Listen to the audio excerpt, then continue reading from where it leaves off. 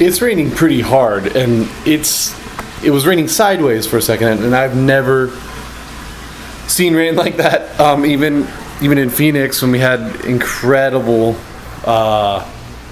thunderstorms and dust storms that would kick up, I've never seen it like that, or like how it is right now.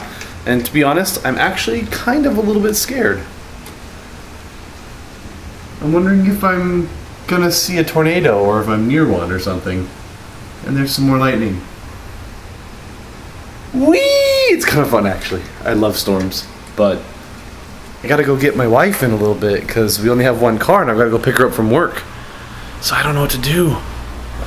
I think what I'll do to ease my nervousness is I'll sit down at my computer and I will doodle or die.